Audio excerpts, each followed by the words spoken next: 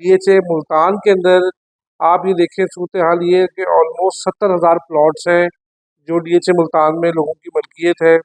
और 70,000 प्लॉट्स में से बहुत सारी चीज़ें बिक रही हैं, लेकिन बायर कोई नहीं है मार्केट के अंदर। ये हालात है। एक 5 मरले का प्लॉट बेचने के लिए हम जैसे लोगों को 2 से 3 दिन लग जाते हैं बायर ढूंढते ढूंढते। और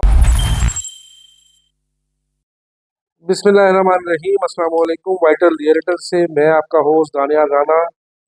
दोस्तों, बात ये है कि आज की जो सूरत हाल है रियल एस्टेट मार्केट की, बड़े बड़े लोग ये कहते हैं रियल एस्टेट के कि हमने आज से पहले Subscribe क्रैश now. मार्केट में नहीं देखा। मेरा ख्याल से कि मुल्क का दिवालिया निकल चुका है और पीछे कोई कसर नहीं रह गई, क्योंकि जो हालात हैं मार्केट में, सेलर मौजूद है, बायर कोई नहीं है किसी भी चीज़ का। अगर हम बात करें बड़े प्रोजेक्ट्स की, और उसमें अगर हम बात करें पाकिस्तान के जो सबसे बड़ा प्रोजेक्ट है डीएचए मुल्तान के अंदर, आप ये देखें, सूरत हाल ये है कि ऑलमोस्ट 70,000 प्लॉट्स हैं जो डीएचए मुल्तान में लोगों की मलकियत है। और 70,000 प्लॉट्स में से बहुत सारी चीज़ें बिक रही हैं, लेकिन बायर कोई नहीं है मार्केट के अंदर। ये हालात है। एक 5 मरले का प्लॉट बेचने के लिए हम जैसे लोगों को 2 से 3 दिन लग जाते हैं बायर ढूंढते ढूंढते। और अगर बायर मिलता है तो वो चोरी का रेट लगाता है, क्योंकि उसको पता है कि जो भी इन हालात में बेच रहा है वो मजबूरी से बेच रहा है। मेरी आप लोगों से दरख्वास्त है, खुदारा अपने प्लॉट्स, अपनी फाइल्स मत बेचें, इतनी जल्दबाजी मत करें। आप लोगों को बहुत नुकसान होगा और हो सकता है कि ये नुकसान आपका कभी रिकवर ना हो सके। यस, जिन लोगों ने बाइंग करनी है उनके लिए ये बेस्ट टाइम है, वो बाइंग करें, लेकिन उनको भी होल्ड करना पड़ेगा। आप लोगों ने कई दफ़ा देखा होगा न्यूज़ के अंदर, जब स्टॉक मार्केट की न्यूज़ आती है या किसी भी फाइनेंशियल मार्केट की न्यूज़ आती है, तो 2 एनिमल्स बने होते हैं, बेयर और बुल।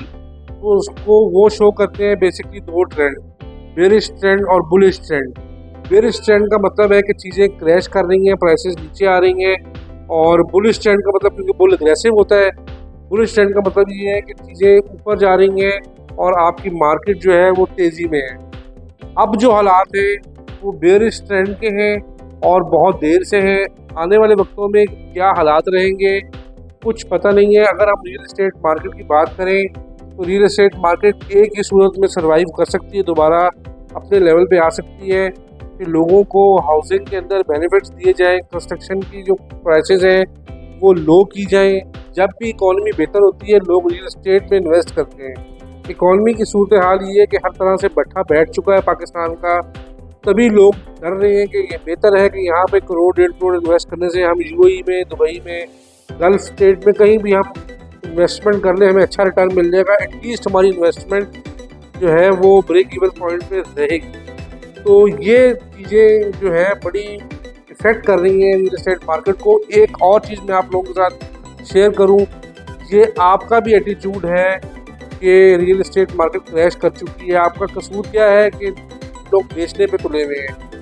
मैं आपसे बार बार रिक्वेस्ट कर रहा हूँ, मैंने वीडियो के स्टार्ट में भी कहा कि घबरा के चीज़ें मत बेचिए, आपको बहुत लॉस होगा। कि हर बंदा कहता है जनाब जब चीज़ें रेट नीचे आ रहे होते बेच नहीं, पता नहीं कल क्या हालात हो।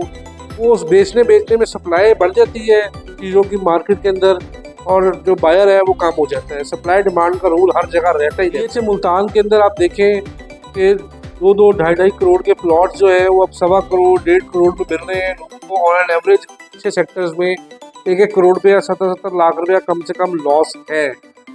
5 मरले की अगर हम बात करें तो ऐसे भी लोग हैं जिनको 40-40 लाख का हमने cost of the land P और टी सेक्टर में 5 मरला लेके दिया है। आज वो उनकी कीमत 21-22 लाख से ऊपर नहीं है।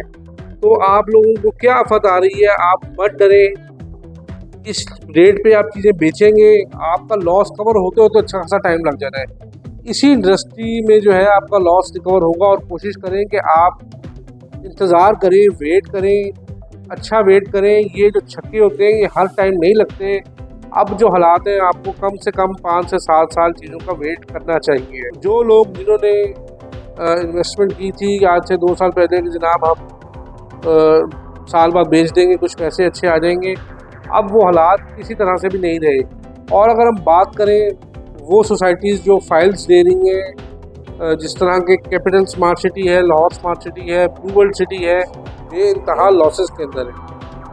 तो आप लोग अपनी इंस्टॉलमेंट्स चलाएं, फाइल्स को मत बेचें। आप लोगों को हर तरह से मैं बार बार कह रहा हूँ कि नुकसान होगा और बाद में आप पछताएंगे। शायद आपको मार्केट बेहतर होने के बाद नहीं मिलेंगी आपको इन रेट्स की चीज़ें। ये मेरा आपसे दावा है। जो लोग रियल एस्टेट मार्केट को जानते हैं वो लोग इस टाइम खामोश होकर बैठे हैं।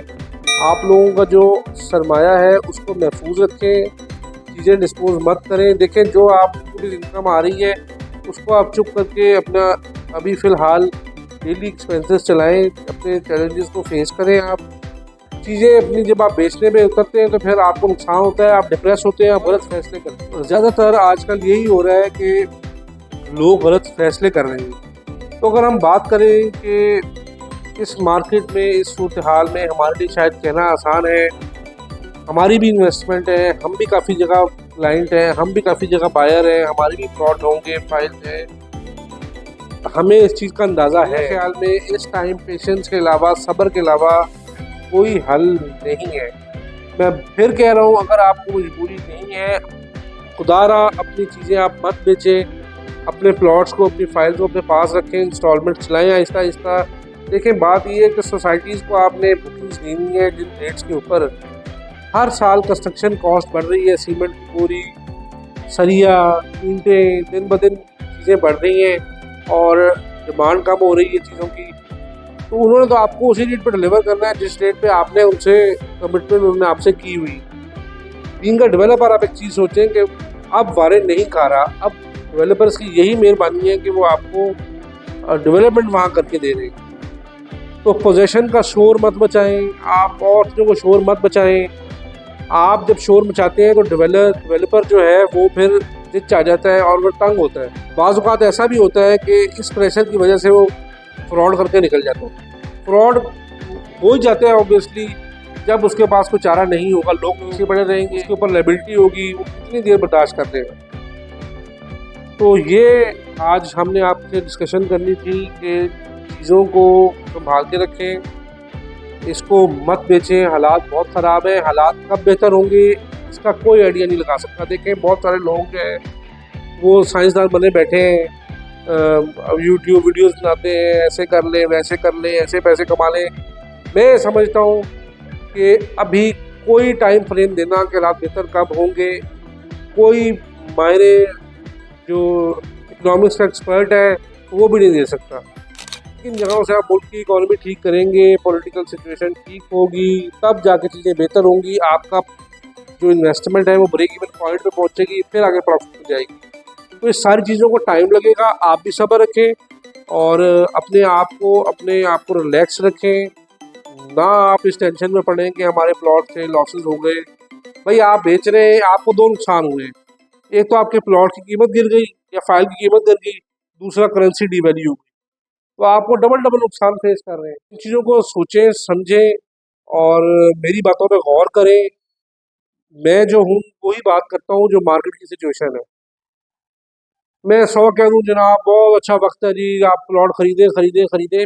ये जो है मेरी चीज़ें, मैं उन लोगों के लिए बात कर रहा हूँ जो आजकल परेशान है और परेशान होकर चीज़ें बेचने में तुले हुए हैं। ऐसा खुदारा मत करें। अगली वीडियो में इंशाल्लाह फिर मुलाकात होगी। अपना ख्याल रखिएगा। अल्लाह हाफ़िज़।